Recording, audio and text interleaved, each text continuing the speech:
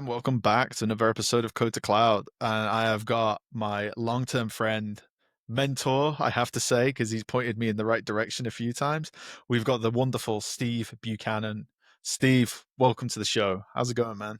Good, good. What's up, Kevin? It's good to be back on here. It's been a couple years, right? So, That's I right, know man. we've been in touch, but it's good to be back on your show. And I love the growth that you've had with this podcast and everything that you're doing. So kudos to you.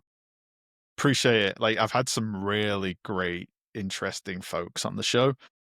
And I think that's the best bit is I always meet someone new, right? And it's a different perspective, right? So as much as the listeners are getting something out of it, I'm in the driving seat and I just sit back and try and soak at least 5% of it up, right? If I can. So, but yeah, man. I mean, it's been a bit of a wild year, right? It's probably it's probably the safe way to say this, right? A lot of developments happening in the tech space, but obviously we work together at Microsoft, right? And we've known each other inside the community. But what's been happening with you, man? What's been going on? Yeah, so I'll just get right into it, man. Just cut right to it. So I was a part of the layoff, well, one of the layoffs at Microsoft this year.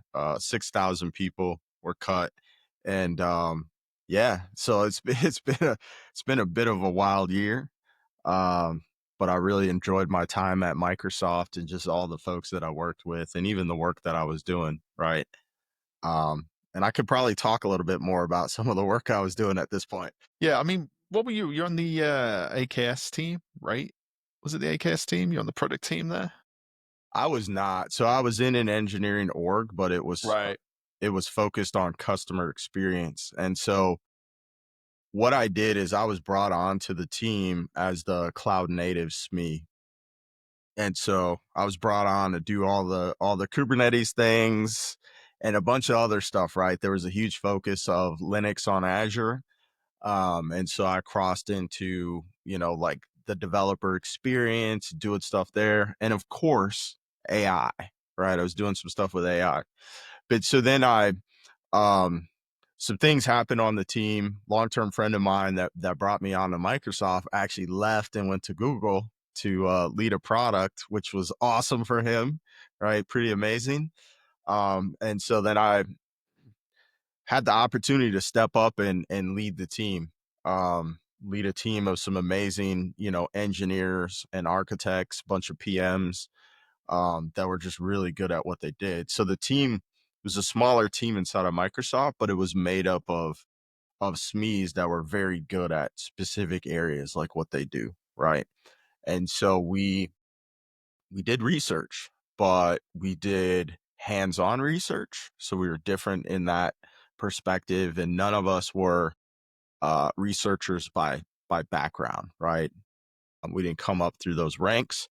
We were technical people, whether it was consultants, PMs from product groups, um, folks working at companies. It was just a group of folks that really, knew what we were doing technically, and we would work with product groups and executives on scenarios um, where we got signals that like customers were having a poor experience. And so we go build that out and start to investigate like why is this a poor experience? So our goal was like let's improve this experience. Let's work with the product group. Let's make it the best experience out of any of the clouds and really improve this for the customers, right? Like we lived that. And also a lot of us lived that because we lived that experience before we came to Microsoft. For example, when I was in that Avanade and Accenture world, I'd be in the field with Fortune 500 companies and they would want to do stuff with Azure. And it's like, well, you can't do that. Or those three services don't really work good together. Yeah, you could do that, but we got to bring in this open source tool right in the middle of the solution, or we could build something for you, right? Um, so we found ourselves like filling the gaps that Microsoft had a lot. And as an MVP, I was bringing that feedback to the product groups and leadership at Microsoft. So it was really cool kind of transitioning from an external person to doing that stuff internally. The other thing that we did that was really cool on this team is we worked with the other clouds. And I'm not going to expand into everything we did there. Um, but I got a lot of FaceTime with Google, with GCP, as well as Yeah, AWS, which was really, really cool. So I always joke with folks that I went to Microsoft to get good at the other clouds. that's hilarious. Yeah, Especially in the cloud native space, right? It's all connected, it's all right? connected. So, no man, sounds really interesting. But I mean, I, when I think of you, I think of a guy that has multiple streams happening at the same time, right? Like you've always Always. got bits and pieces going on. You're always doing something.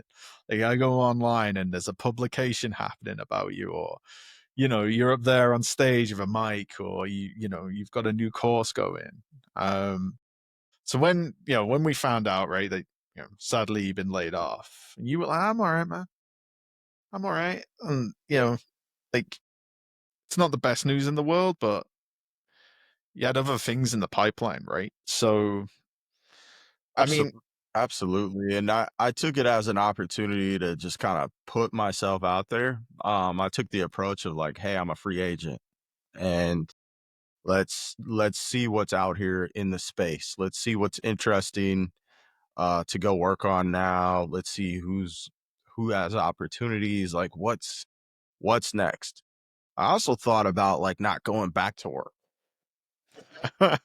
that's the right? dream. That's the dream, right? But Yeah. yeah, yeah. And um not to get into too much detail there, but so just like for a long time before Microsoft and before like a lot of things or a lot of different roles or whatever, been doing things to just get my house in order. That way, that freedom would be there if I decided to ever make that move, but making sure that, my family's secure, things are good for them no matter what happens, right? And so thought about that, but there's still like a lot of interesting things to go work on. There's still like a lot of companies that are doing innovative things and cool things, and so yeah, I still have more to contribute um, at large.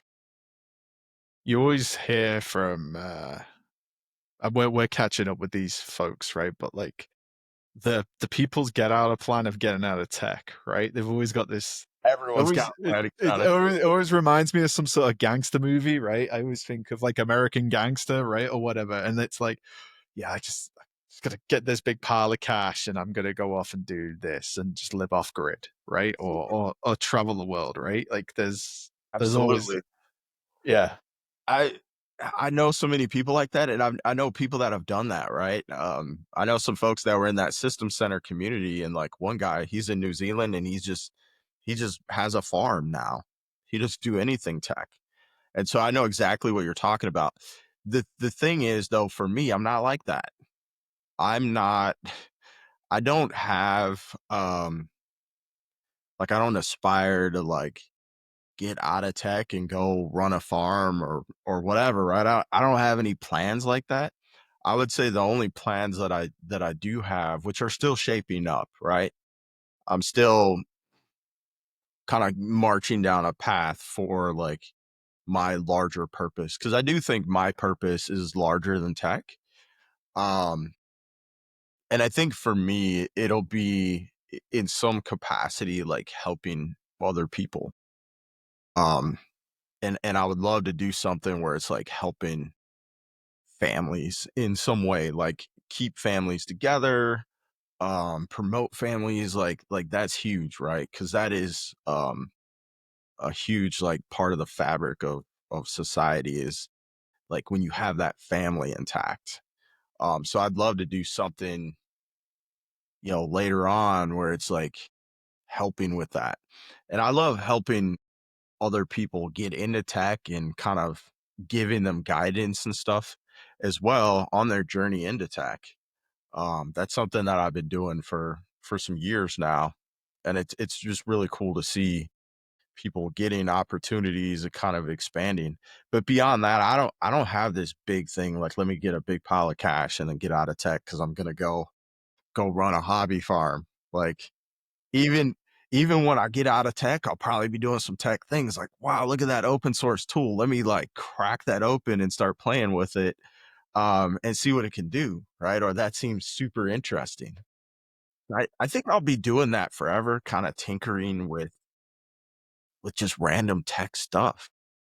But my wife says that to me. She says you'll want to retire, but you won't retire. Like you'll be doing something, right? Like she said, like you'll be building something regardless, right? So I'm the same, dude. I know a guy actually. He got the farm, and when he thought he got out, they just, not to quote The Sopranos, they pulled him back in, right? And he ended back in tech, literally out of the game for 2 years. They pulled him back in, right? Uh, And I said to him, I said, "Well, you secretly wanted that, right? You secretly wanted it, right?" So yeah, man, it's good to hear. But yeah, having your house in order and look, this could take years. You know, when you Wilson Dave Ramsey, right? And how he makes out like financial freedoms like a 2 week program. It doesn't work like that, right? It takes years, if not decades, right? Depending on what you're doing. So yeah, it doesn't work like that, but I think folks would be surprised. And I like a lot of things that Dave Ramsey says, for sure, but right? there's things I don't agree with. Like, how are you going to cut up your credit cards? Like, you kind of need those to do certain System. things, right? Yeah, So, yeah. but I think a better way is like keep those credit cards in check, keep that under control, right?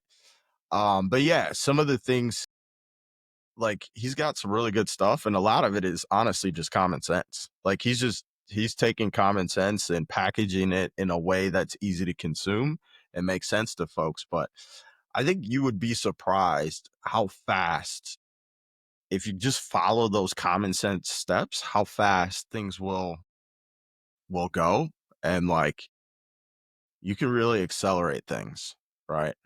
I know this is not a No, no, financial yeah, podcast. I know, but yeah, I'm a like I'm a bit of a personal finance nerd. Like if I wasn't doing tech, maybe I would be doing something in that area. I did you know like, and we talked about this, but yeah, we have a saying back in England, right? And it was from my time when I served in the military, and it was plan for the worst and hope for the best, Yeah, right? that And then that's what I'm talking about, right? We're talking about these financial things. If you're just tuning in and you're like, "What's Kev and Steve talking about?" If they become some sort of financial advisors, it's not that. It's the ability to be able to sleep at night yes, when things out of your control happen. yes, And don't get me wrong, it can happen at the worst time or a slightly better time. There's really no perfect scenario for this, right? So to what Steve said, and maybe there's a separate podcast in there, Steve. Maybe you can talk some common sense about. I'm the same, right? Like I live off a budget and everything else, but it's because the job world today is volatile.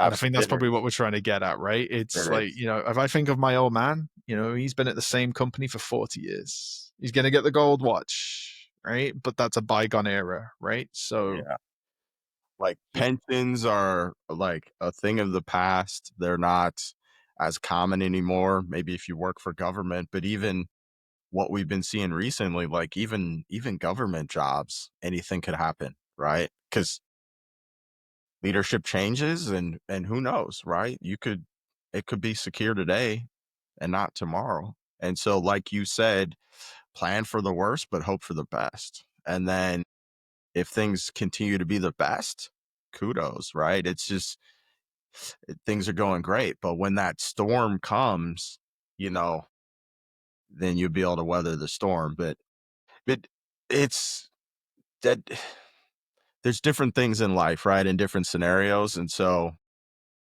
people go through different things. And so I get that too. Absolutely get that too. It's, sometimes you don't have enough time in between like preparing for that storm and that storm hitting, or sometimes, it's like one storm after another. It's just like pounding you. But things do get better, right?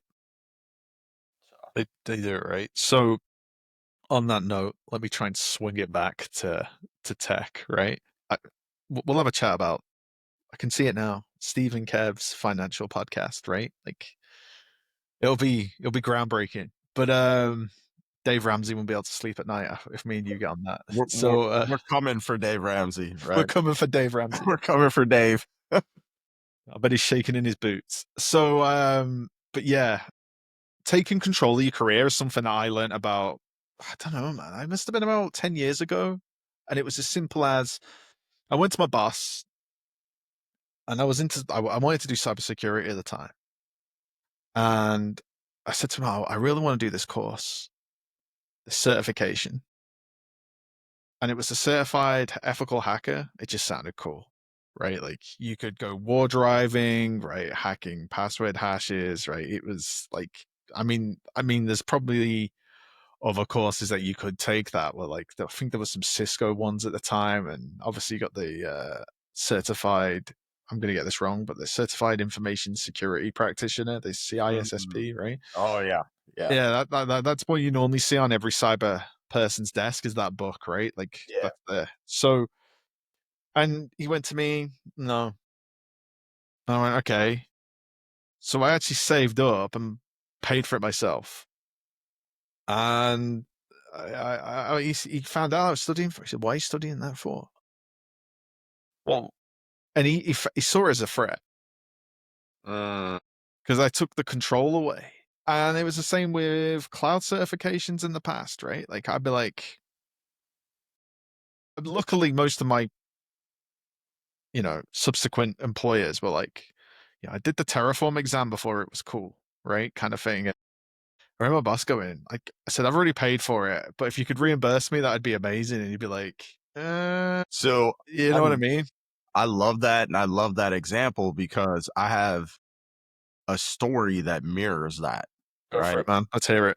Um, I was working at a consulting company. This was a smaller Microsoft partner, and I was in that system center space, doing really well in system center, but I saw the writing on the wall, like we all did, right? Like cloud is the next thing, like it's not going away. It's some people thought like, oh, it's just a buzzword and it's not going to stick around. And then DevOps and cloud native, like this containers thing was like, I was like, I want to go do that stuff. Like that's super interesting. It's challenging. Um, and it's just like that's next. Like I'm tired of waiting on Windows servers to like boot up and like we Get spent those so patches in. Yeah, get yeah. patches and all that stuff, right? So I started working with that stuff on my own, and I was still consulting and doing some leading in the consulting space.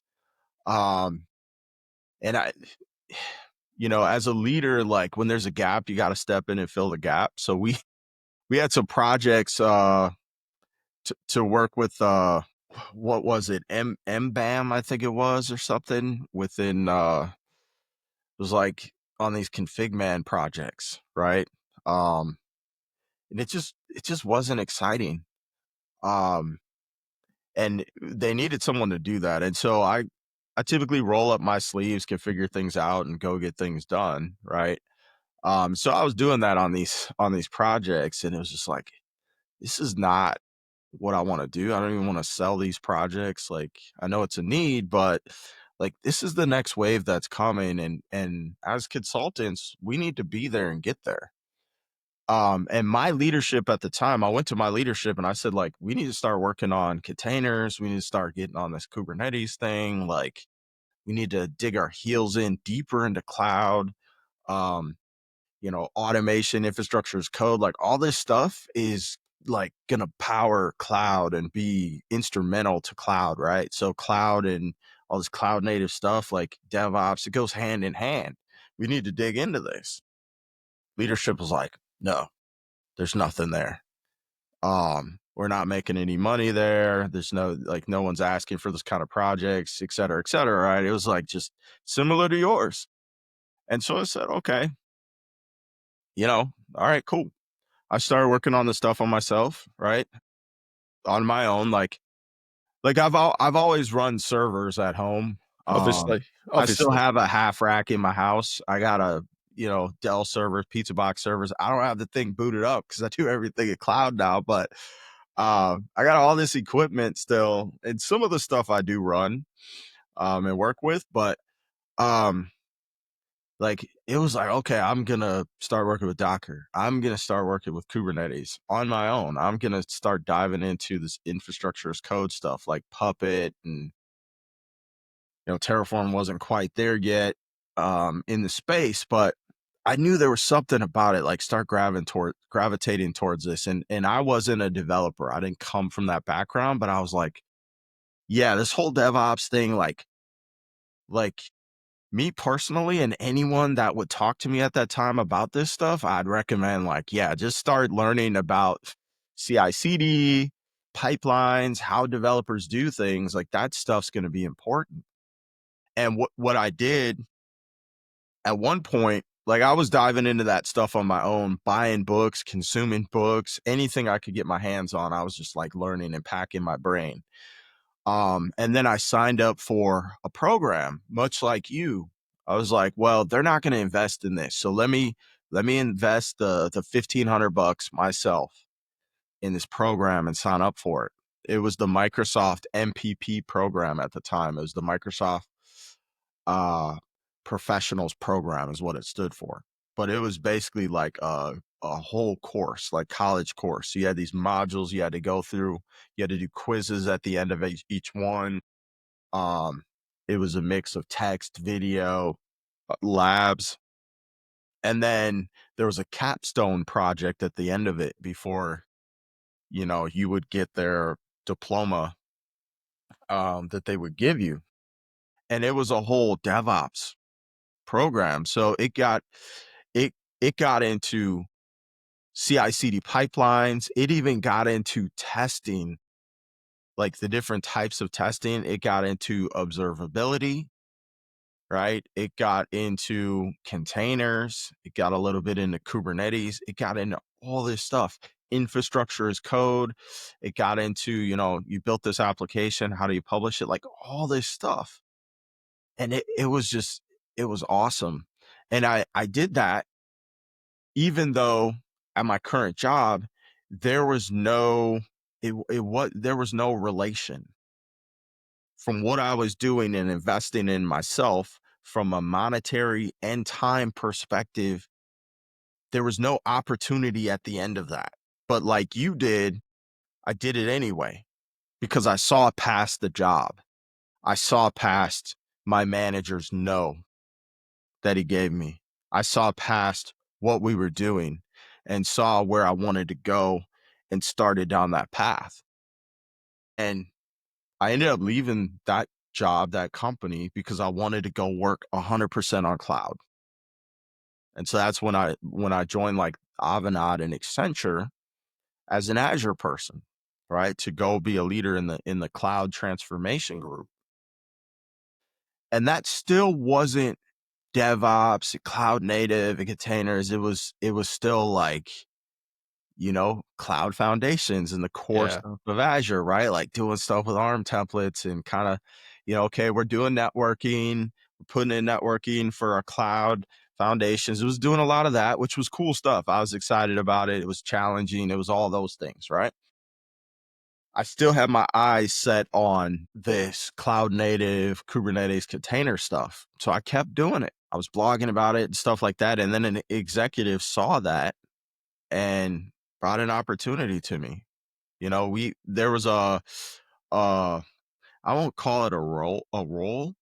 Um, but the guy that used to lead the container services for the entire region that I was in moved to North Carolina in the United States. And so there was a gap in the Midwest for someone to lead that. So this executive came to me and said, "Hey, I got this opportunity. Do you want to take it on? It's not a promotion. There's no pay raise. Basically, it's more work without any increase in anything, right? It's a plus one on top of all the stuff you're already doing. You still got to do all that stuff." And I just said, yeah, count me in. Like, I'm game. Put me in. I'm all aboard. And what happened is I started doing more and more of that stuff and helping to bring the company along the journey, and took what was there, which wasn't a lot, took what was there and increased that, and started bringing others along the journey too. One of the first things I did when I took on that plus one is I created a group internally for anyone that was working on containers on their projects. So if you were a developer, if you were a data scientist, if you were a database guy, if you were in the cloud transformation group with me, no matter where you were, if you were touching containers, you got put into this group. And we created a group from a grassroots perspective. At the same time, I started to build out a formal offering for container services because I knew we needed money behind it, right? Money powers some. It's like you need money It's like in business. grease. It's like It's like grease. grease. Yeah, yeah, yeah. So I knew at the same time, like we got this grassroots stuff happening, but we also need like our sellers to start selling projects. So I created artifacts for sellers to create product or sell these projects, these container projects. I started meeting with the sellers to educate them at a very, very high level on what containers were, what AKS was, so they could be out there selling it.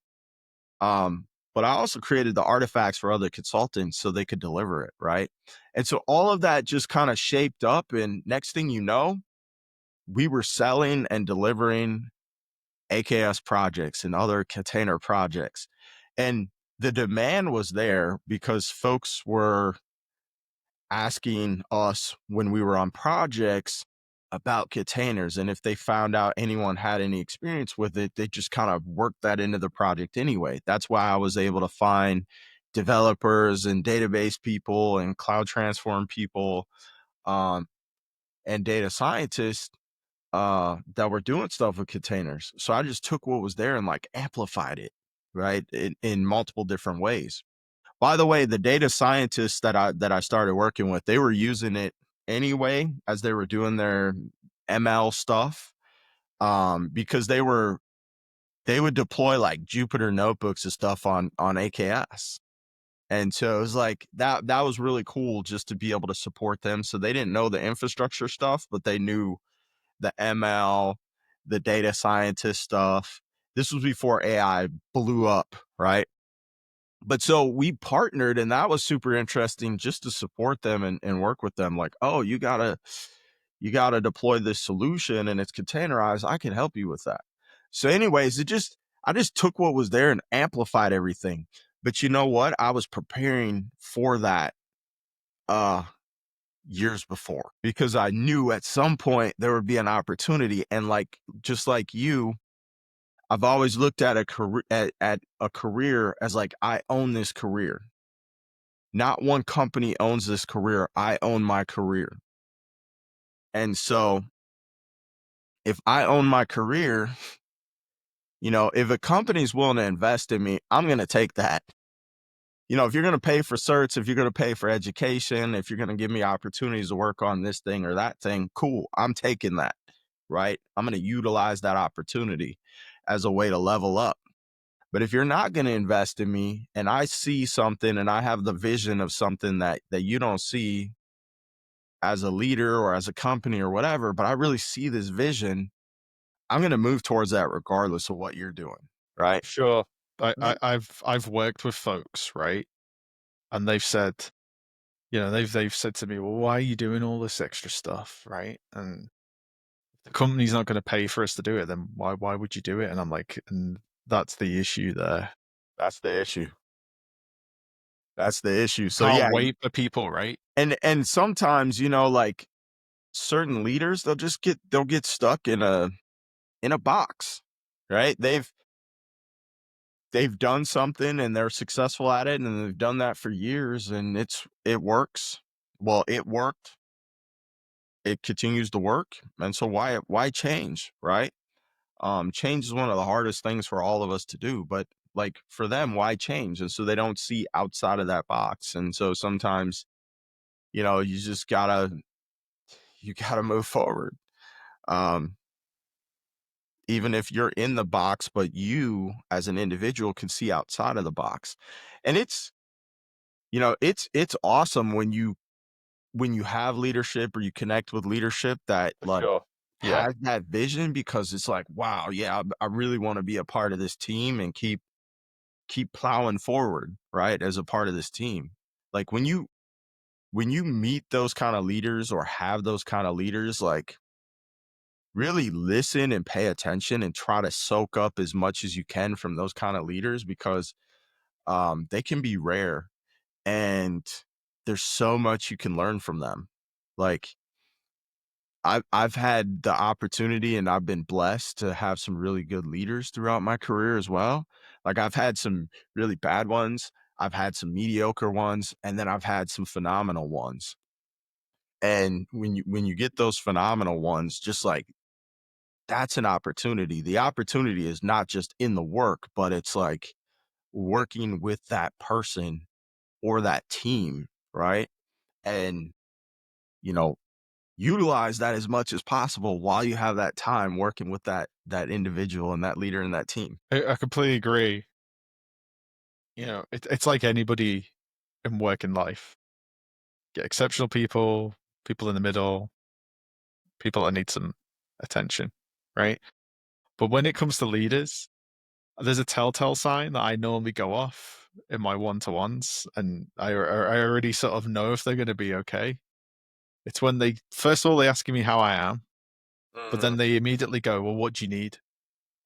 Mm. As soon as they say, "What do you need?" I'm like, "Well, I need this, this, and this to be successful." Okay, let's figure this out. Love that. Love that.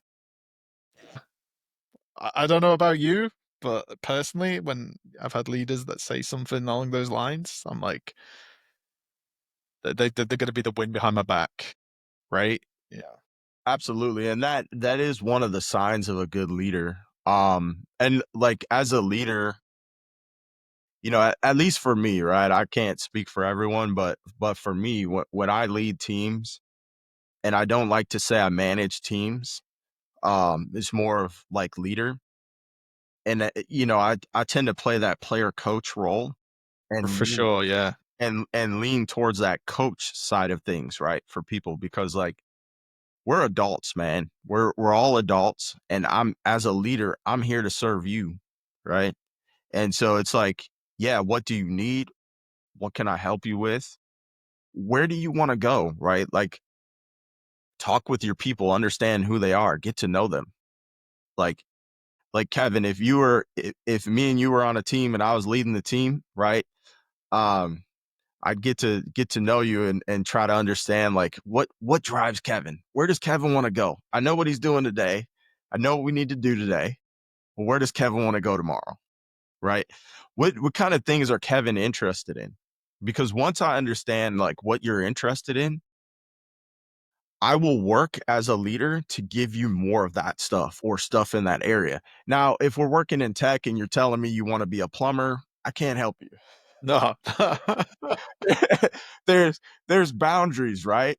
But if it's like if I'm leading a team and you're on my team and you're like, man, I want to do platform engineering, maybe we don't do platform engineering, but maybe there's activities that would give you skills to build you up to platform engineering. And so let me funnel more of that type of work your way, and let me figure out what else I can do within my boundaries as a leader to help you with that. Can I pay for some certs within that platform engineering realm? Right. Um, can I come to you, Kevin, and say, okay, like, we don't do platform engineering today, but we can put together a pitch on why we need to build out a platform, why the industry is going this direction. Hey, Kevin, can you put this together? Like, can you put together this business case, this use case of why we should take on platform engineering on our team, why we should start working in this space? So as a leader, I try to look for opportunities like that to support my folks and their growth. And even like, look, we're not going to be working together forever, right? You're not going to be on my team forever. you're probably going to move around. Maybe you're going to go work on another team at the company, or maybe you're going to leave the company. So, as a leader, what can I do to enhance you while you're spending time working with me? That's that's the approach that I take, right? Another telltale sign, just as you said that. I had one manager and he said to me, if you're still on my team in 18 months, then I haven't done my job properly. It's another green flag. No, yeah, not a red flag, a green flag, right? Yeah, Yeah. absolutely, absolutely. So Makes you want to stay though. That's the problem, right? it it does make you want to stay, and like when you have leaders like that, it makes you like you want to show up and perform, right? You want to do your best work. You want like you feel connected to the team and like yeah. That's awesome, man. That's awesome. So I want to segue. I mean, that was a great conversation about our leadership experiences and you executing leadership as well, right? Like I completely agree. Like it's all about setting people up for success. But there were some topics I wanted to touch on, right? And I wanted to touch on AI because we have to, right? Because it's everywhere. It's in Yeah. your toaster, it's in your kettle, right? Coffee machine. Your car. Yeah, it's in your car, right? Like it's everywhere. It's gonna be in your bathtub next, right? So I don't like the thought of that, but keep going. Yeah. exactly right. Like it's true. Like I was in Home Depot the other day, and for folks that are outside of North America, it's a hardware store, right? And just the central aisles, every appliance had AI. I'm like, how does a washing machine have AI? Right? Like, man, I don't know. I'm being Gotta be cynical. limits. I'm like, do I want my washing machine to have AI? Right, right. Like, what is that AI doing? Is it yeah, okay. I'm not gonna go there. Does it have its own private cloud? Like, what's going on? Right? The Right, questions start flooding through my brain. right. But something that's been really positive is developer experience, right? And I don't know about you, but I've become like a Copilot dependent, especially GitHub Copilot, right? Like I've said it before, like 2 years ago, it was struggling, right? It was really struggling, and now I'm like, you've just done 90% of my work for me. Thank you very much, right? Like it is getting there, and but yeah, vibe coding, man, and agents. I want to touch on this. So, like, when you think of like what vibe coding means, I'm like, yeah, I've been doing that for 10 years, right? Kind of thing. So, what is Yeah. vibe coding to you? Yeah, in reality, right? So I've done development throughout my career, even though I don't consider myself a developer and didn't Same come here, up man. like Yeah, yeah. but like even in high school, I was doing some web development, right? And I know folks would say that's not real development. Okay, cool, Front whatever. page For, is web yeah, development, oh my right? Dreamweaver, Oh, like Dreamweaver. yeah, somebody that's watching this is probably like, "What?" And they're What's googling right Dreamweaver? now, like, yeah, or they're asking AI, like, "What is Dreamweaver? What is his front page?" Dave Ramsey and Dreamweaver, right? Yeah, like Just Google. Dave Ramsey and Dreamweaver, like an AI, like if some just the keywords and the tags from this are going to be crazy, right? So, but when you build an application, when you start coding, you rarely code something from scratch, right? Even inside of Microsoft, there's like this giant repository that people can go pull code from and start from there. Even externally, you know, typically when you're going to go build something, you're looking to see, does someone do that first? Or, when you grab a framework, right? You're building on top of what others have done. And so, with vibe coding, it's behind the scenes, it's accessing all the code that's existed or that exists, right? That's what you're prompting AI to build something for you, and it's looking at what's out there. And it has some intelligence to pull things together, but we've been doing that for a long time. Even with scripting, when you go to do when you go to build out some infrastructure as code, are you starting from scratch? You know, like when I do Terraform or when I used to do ARM templates, or if I'm doing Bicep or I'm doing something else, I look at the scripts that I did before to see if I can reuse something. I don't start from scratch. You should just go straight to that Terraform registry, right? And Rare. see, yeah, just like So with AI, it's kind of you're prompting, um, it's looking at all the code out there, and it knows how to piece things together, and it's giving you that. Yeah, but vibe coding is it's pretty amazing. I know it scares some people.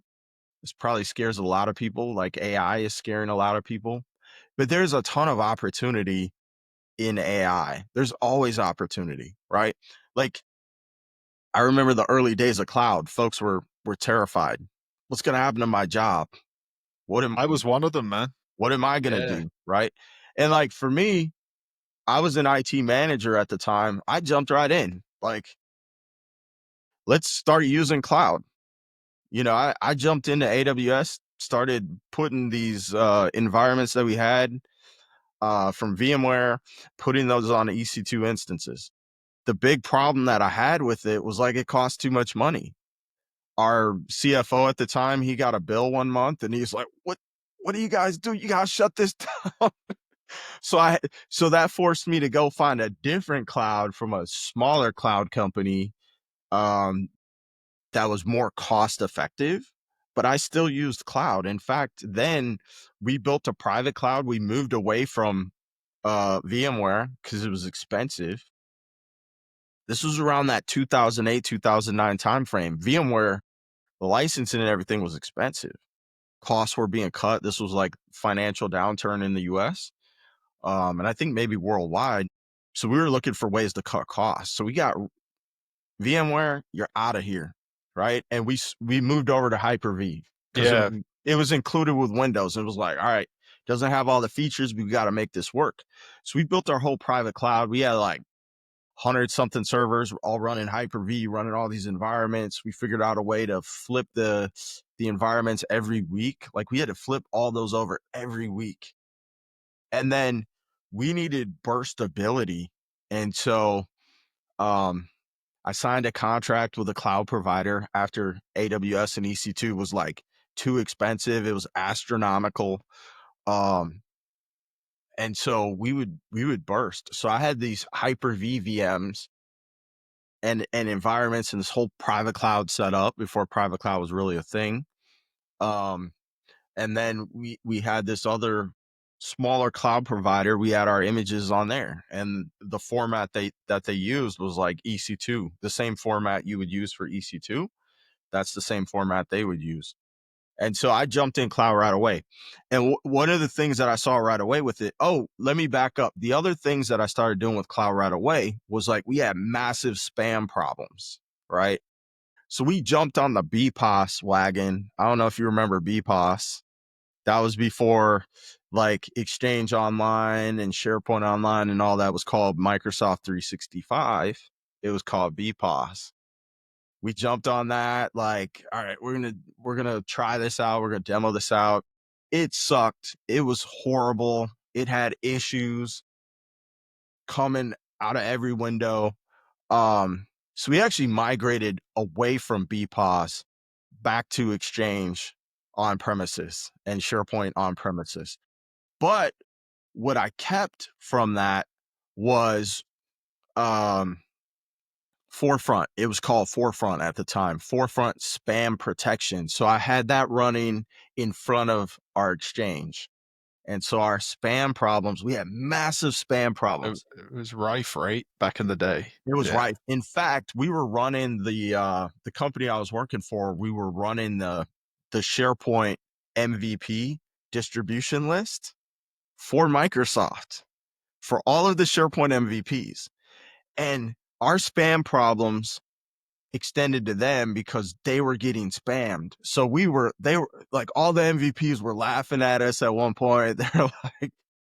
They're like, you guys, if you need help running your email servers, like we know some people. It was it was pretty rough. But I inherited that environment, had to clean all this up. It was all this crazy stuff going on in the environment.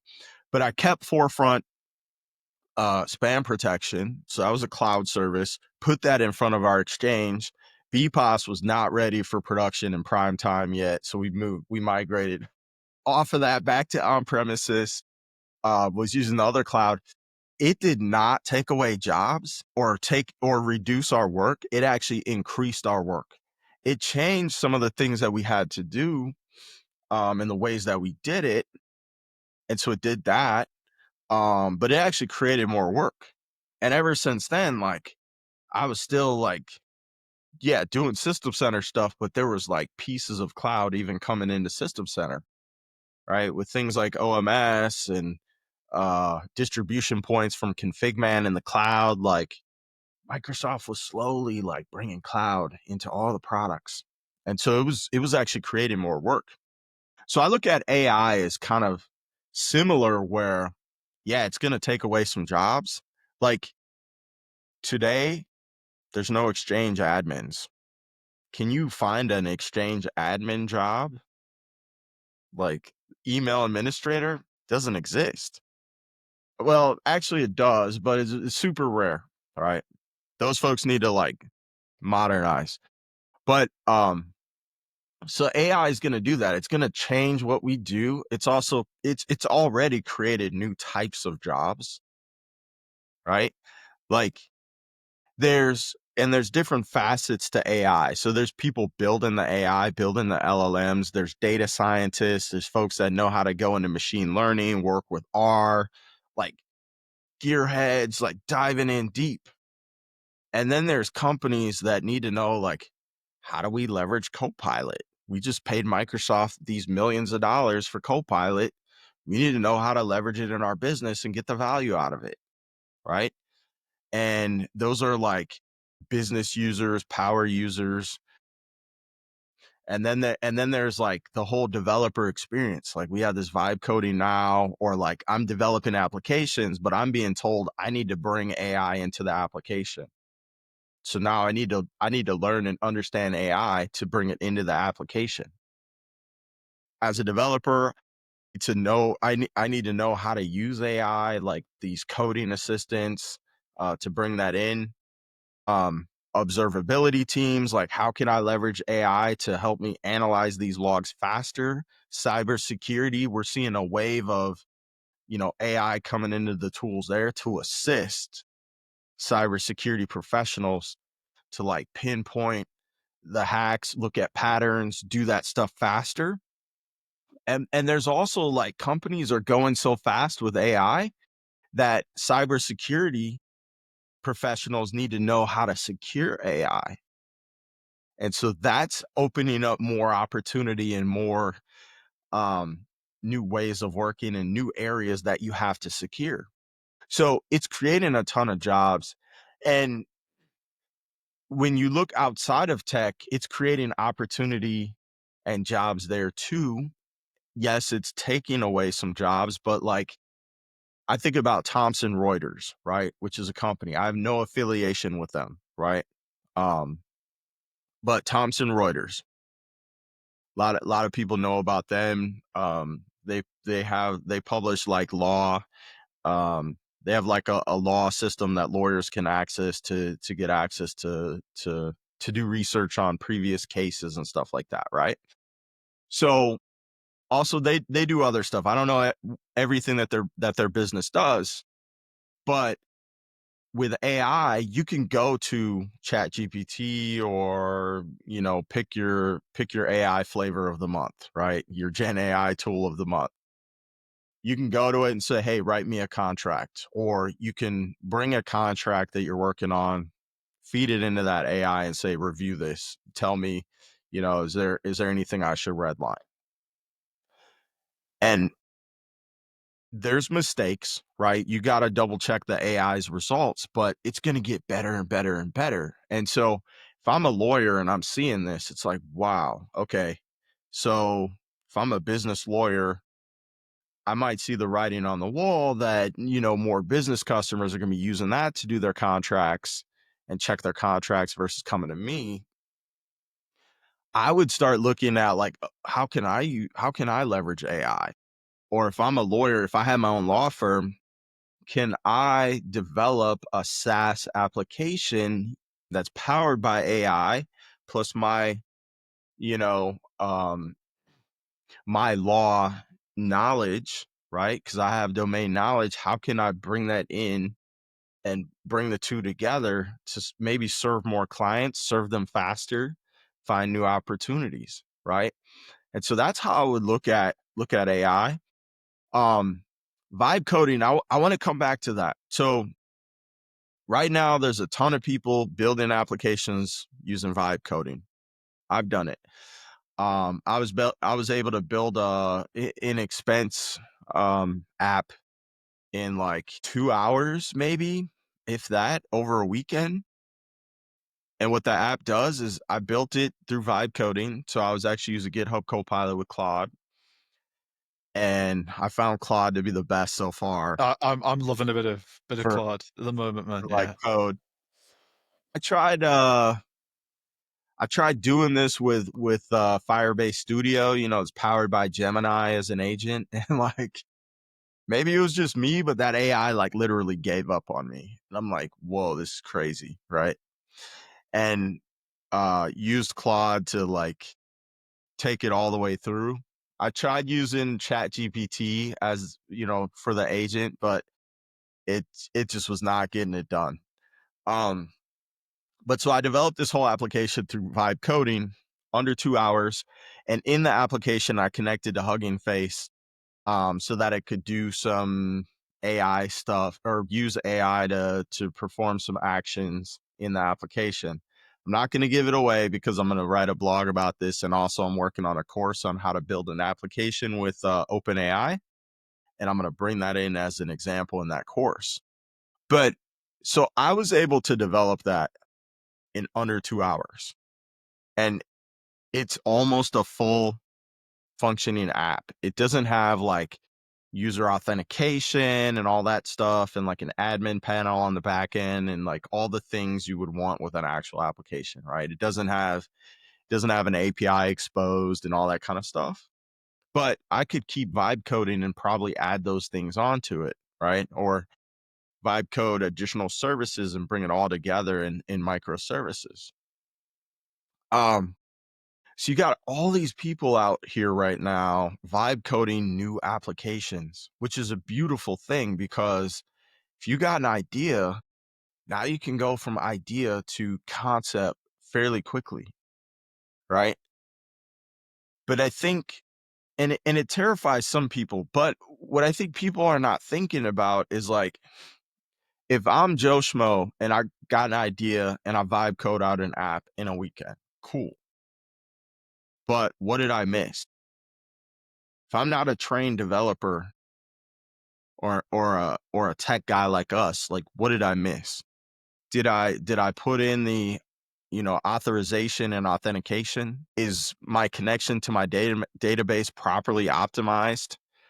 Um, is my application secure? Where am I storing this? Where am I running it? Is it scalable? Like it's cool that you could build a thing, but will it perform if it goes from you as the single user using it to like 5,000 people using it? Can it scale? Is it going to crash and burn?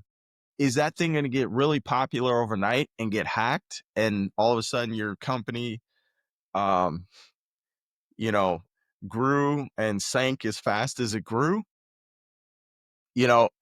If there's a problem with the app, are you going to bring it back to AI and can AI fix it? There's some limitations. Like you still need to prompt the AI if your app is having problems to get it to fix things. When I was vibe coding that app, like the AI was struggling, right? And me having an understanding of how applications work and how code works and how, just a bunch of things, me having that knowledge, I prompted it in ways and had it redo things because I knew it was taking me down the wrong path. And there were things like, I told it, okay, I need this app to run on a database. I want it to run on Postgres. There's a reason I chose Postgres. If I left it up to the AI to choose the database, who knows what it would have given me? Something like a DB or who knows what, right?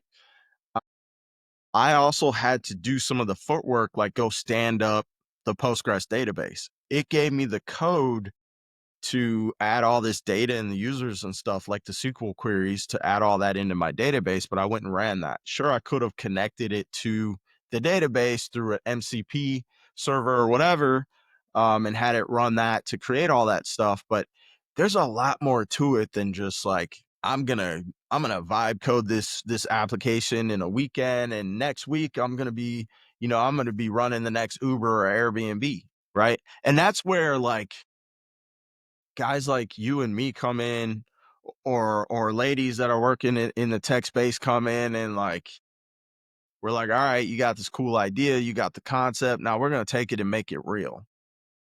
We're going to Okay, you built the next Fortnite, we're going to take it and make it real. That way when you have 3 million players on there, this thing's not going to crash and burn, right? And so I actually like vibe coding. I like this agentic AI stuff that's coming. Like, we didn't even touch on agentic AI. That's another thing, like, and Kevin, tell me, we'll get into what agentic AI is, but tell me, have you ever seen in your time in over your career, have you ever seen like automation where it's 100% runs by itself and like humans can just go away and the automation is just like runs perfectly forever? And like, have you seen that? I've never seen it, and when there's the ability to do it, humans are always scared to flick that last switch, right, as well. So what I mean by that is like a CI/CD pipeline. I would say most of the time, right? Like somebody still wants to click the button to say deploy. But even with CI/CD pipelines, do they break?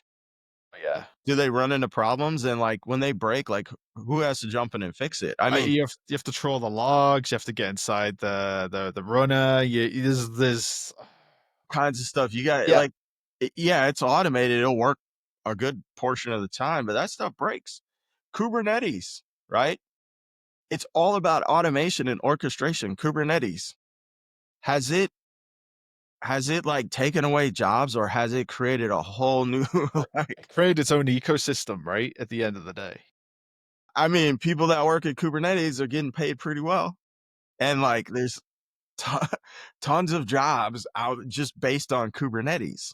And like the whole premise of Kubernetes is like orchestration, but it's not perfect. So AI agents is like, for anyone that's watching, AI agents are automation using AI. And so an AI agent is like you can prompt it to go do stuff and it will actually go do stuff for you, right? So it can log into things, it can automate things on different systems, build things for you, could do all this stuff. And so think about automation being intelligent and powered by AI. That's what AI agents are, right? Under the hood. But I've been working with AI agents, and I'll tell you, yeah, there's some intelligence there, but you know, you still need to build in human in the loop. You still need us humans to like build the agents, the workflow for these agents. Um, there's all this stuff where humans still need to be involved. Even if an agent is running and automating, like someone should be checking that to make sure the agents aren't out of control. I'm developing or just finished a course, it should publish today, on safety and alignment with AI agents. And in that course, I go through like, how do you run AI agents but make sure they're safe? How do you make sure AI agents are aligned to your company's ethics, right? If you set up all these AI agents and they're doing stuff, you should treat those AI agents just like you would treat other employees. You start a job, there's an employee handbook, there's policies and compliance and things you need to meet that are in that handbook. There's a guide of or there's a code of ethics, right? Like if you have a company and you hire a customer service rep, do you want your customer service rep swearing at your customers when they call? No, there's a code of ethics. Do you want employees treating other employees poorly? No, you don't. Um, do you want, your employees giving out um insider information that people could use and go do trading and breaking laws? No. There's a code of ethics. You would fire that person. And so when you have AI agents, it's the same thing. If a customer is going to be working with an AI agent, let's say Copilot, for example, you want to have some boundaries and limitations and rules in place so that if someone asks it for financial information about your company, like inside information, it's not going to respond to that, right? So there's this whole other job and role that's opened up for people that know how to put those things, those guards and safeties in place around your AI agents, and also do the care and feeding for all of that, right? Let's take another example. If you're working at a fintech company or a financial organization and you use AI agents and you're automating a bunch of stuff, right? And let's say part of this automation is moving money from one account to another. Would you not want to have a human in the loop in that workflow, maybe before that money transfers, to make sure that AI agent is transferring $300 versus $3 million? Checks and balances, right? It's the Checks oldest rule book in banking, right? So exactly. And so that's, I mean, AI could be scary on one side, but on the other side, it's creating opportunities. And I think it's all about seeing those opportunities and where those things come into play.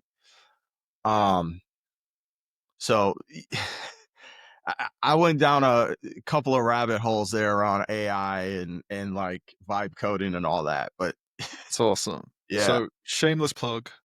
Where's the course? Who's the publisher? Oh, so this course is going to be out on Pluralsight. Nice. So it's going to cover things too, like when you have whenever someone prompts in AI, right? If you're exposing that to your customers and it's prompting on your behalf, or customers are prompting, they're interacting with that AI, there's a token that's going back to like OpenAI. And so that is costing you money. And so if you have an AI agent that goes crazy, or you have someone, a bad actor, get a hold of your AI agent, you could end up with a very large bill at the end of the month. And so there's things within these AI agent tools, um, where you could put in limits on the token use. So you could say, okay, limit it at 50. And so if a bad actor gets in there and just likes making the thing go crazy, um, it's going to stop at 50. And so there's a limit there. And there's all these different settings and limits that you could put in place. Um, there's, controls that you could put in place to protect you from prompt injecting, right? So if someone starts prompting with your AI, internal or external, how do you stop it from responding with passwords or responding with personal user data? If you have AI agents and they're connected to different systems in your organization, like CRMs, financial systems, or HR systems, you got to have controls and boundaries in place to make sure that data and that information is secure. Even if the AI is not being used externally, but maybe it's a workflow of AI agents, you still want to have those boundaries in place and those limits in case someone hacks into your company and gets a hold of that system. Like, it's just, and even something does something, by mistake. There's no malice with it, but they prompt in a way or whatever, that causes the AI agents to go haywire. You want to have boundaries and safety in place. So I got some other AI courses out there too. Like, one that seems to be really popular right now is like Gen AI for DevOps. It's all about, like, I'm a DevOps person, and this applies to platform engineering too. Like, how can I use Gen AI with what I do every day? And so Yeah. kind of break that down and go through that stuff as well. Sounds awesome. We'll include the links to these this amazing content in the show notes as well, so people know where to go and find them out. But I mean, I've already just learned a load from what you've just said, right? So it's all about perspective, right? Because it's the things that it's all brand new, right? So it's the things if you don't know, you don't know, Yeah.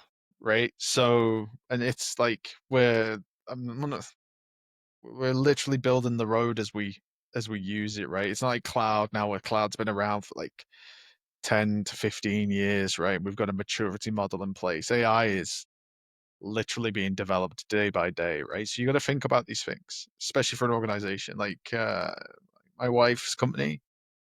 She's really big on it. I said to everybody in the office, I said, whatever you do, don't put the company numbers into ChatGPT.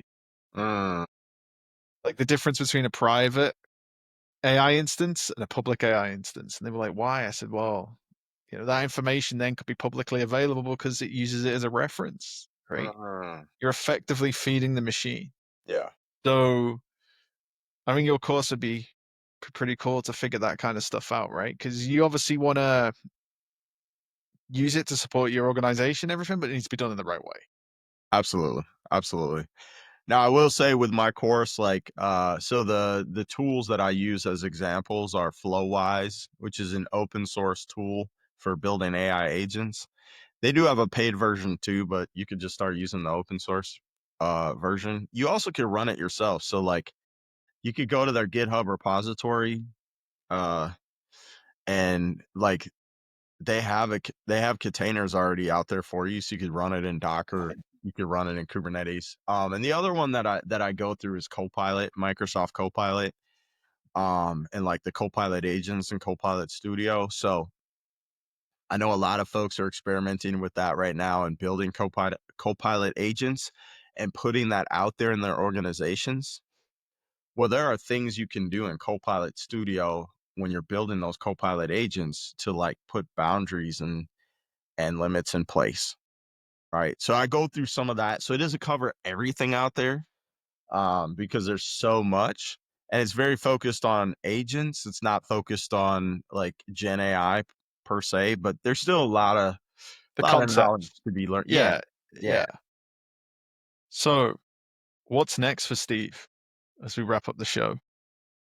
Well, so I recently became a Docker captain, and maybe you see the Docker uh water bottle in the back there. I just saluted Steve. If you listen to on the podcast, that's why he's laughing. Oh yeah, the whole I'm sure I'm gonna get that a lot more. Oh yeah, for real, right? Yeah, for people saluted because of the Docker captain thing. But a Docker captain is like a Microsoft MVP just for Docker. And so I'm really excited about that because now I get to work with the Docker product groups and just kind of do a lot of those same things, give input and feedback into Docker products and get access to their stuff early. Like they just released their new Docker cloud where you can run like containers in their cloud, which is EC2 instances under the hood. They just spin them up for you and run containers and stuff there. But you can run like Docker build there. You can do all kinds of stuff on that.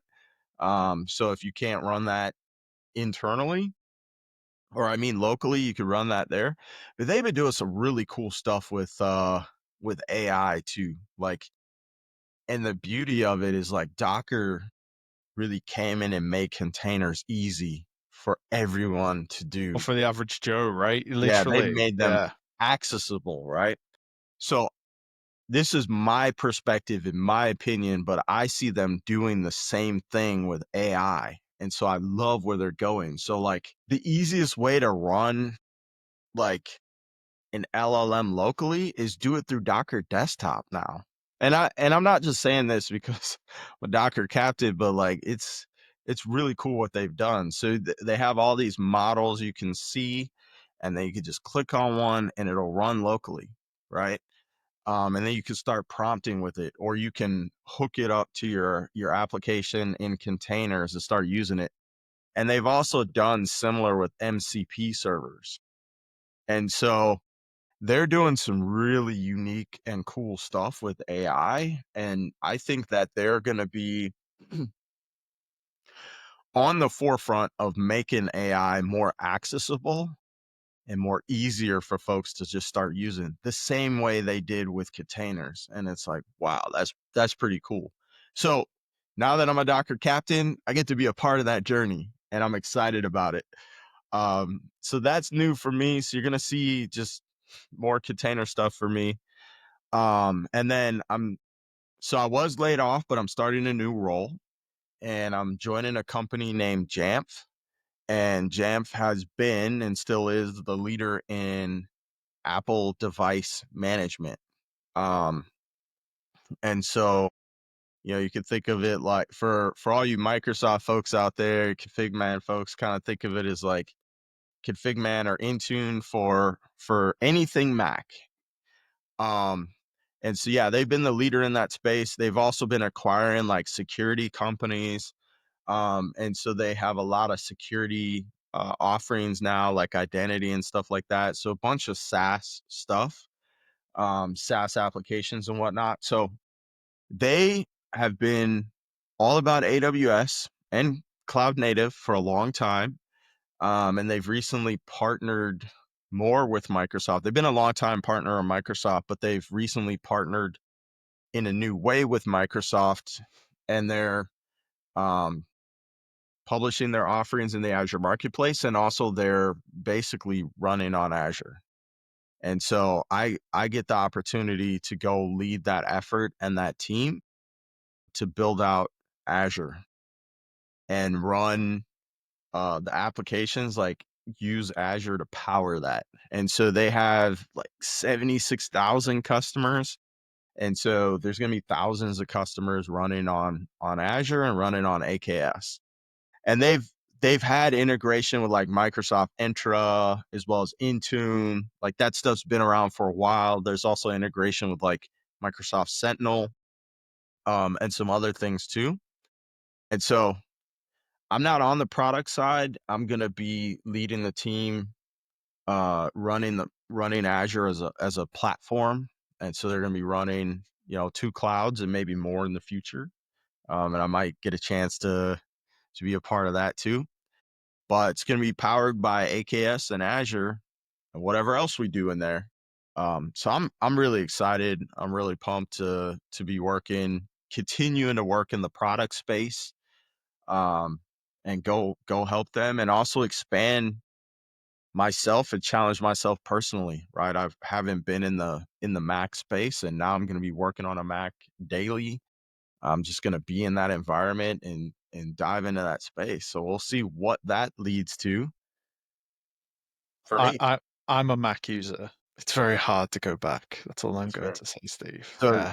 so I might get that. So funny fact. So I got assigned a Mac at Microsoft and like I put it on a shelf. Wow. Yeah, and like I was using my Surface Studio. That's what I'm using still. I love it. Like the Surface Studio is amazing. Yeah, like, don't get me wrong, Yeah, right? Like, they nailed it with the Surface devices with Windows. Like, the ecosystem works, right? It's yeah. it's it's solid. I just found myself, and I know there's WSL and everything else, And but that's like, what I use. Yep. yeah, yeah, and but I had the phone, then I got the TV, then I got an iPad, and then I was like, do you know what? I'll just get the laptop. Like, I run Apple containers now. Like, Oh, just check that out, right? That's brand new, I'm right? It's actually excited about that. Yeah, it's and sick, right? Literally, I wrote on our platform engineering repo, we wrote a little bit about it, but like it's so easy to get up and running. nice, nice. Still early days, but like it can thread, like especially if you've got Apple Silicon, like it can thread the container images up pretty quickly. So the instances, sorry. So yeah, check that out. Awesome. Well, I'm not saying I'm gonna go full that way. I'm probably gonna be It takes using time. It takes using time. both, and but that's how Apple gets you. It's like once they suck you into their ecosystem on one device, it's like, well, okay, I want all this stuff to work well together. So And Uh, one of the best things they did was switching the underlying kernel to Linux. Like, that was a good move. yeah. They yeah, yeah. Like, yeah, they rebrand it their own thing, right? But it's yeah, ultimately it's that. So I want to end the show on our quick fire round. These are fun questions. So, what is your favorite operating system of all time and Man, why? of all time? Could be Uh, nostalgia, it could be something that was rock solid. It just, there's always a story behind it. yeah. Mm, alright, I'm gonna have to go with, like this is a really hard question for me. Okay, so I'll say, Server 2008, and just because, that was R2, right? yeah, R2, and and I'm only saying that because so I started working with server like in NT4, but like 2008, like if I remember right, like they started adding some really cool stuff in there, and Hyper-V was yeah, yeah, was coming out, right? Or was getting a bit more solid, right, around that time, and and that's when I started working with like clustering, and I remember clustering got better, and so it's just like that was a really cool time for me with server. So I gotta go with that. solid option there, to be quite honest. Yeah, I remember I mean, Active Directory was on fire, right, around that time as well. Yeah, Like, like it was all getting there, right? it Yeah. was all getting there, and I don't remember if Server Manager came out then or if it came out in a later Server OS, but, like, I just remember just, like, the management of it and capabilities and features just, like it just seemed like they really hit a stride at that point. Any parting words for our listeners? Yeah, just, I know we're at a time right now where there's a lot of layoffs, in tech. There's a lot of people looking for jobs, a lot of people struggling, and just, like, I just wanna say, like, keep your head up. Um, keep searching. I know it really seems tough, but there's the right opportunity is going to be there for you. It's right around the corner.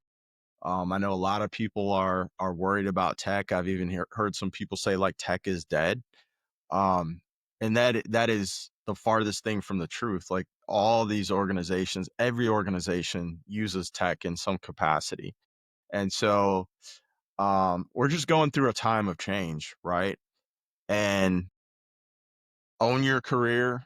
When you get that next job, um, be thinking about beyond that job, what's next for you. Keep yourself sharp, keep your skills sharp. Um, keep an eye and a pulse on the job market. That way, when there's time to make a move, whether it's by your choice or forced, you already have a head start there. But yeah, just keep your head up, and like tech is not dying, it's growing, and it's not going anywhere.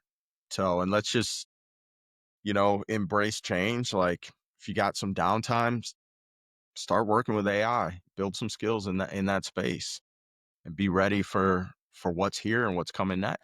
Awesome. Where can folks find you? Where's the best place?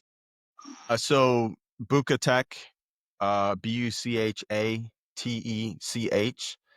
I'm at bukatech.com, and Bukatech is basically my handle on all my socials. So if you Google that, you'll find everything: the books, the blogs, the everything. So the courses, all of it, all the things. That's awesome. Well, thank you very much for coming on the show. Really insightful. Really enjoyed the conversation.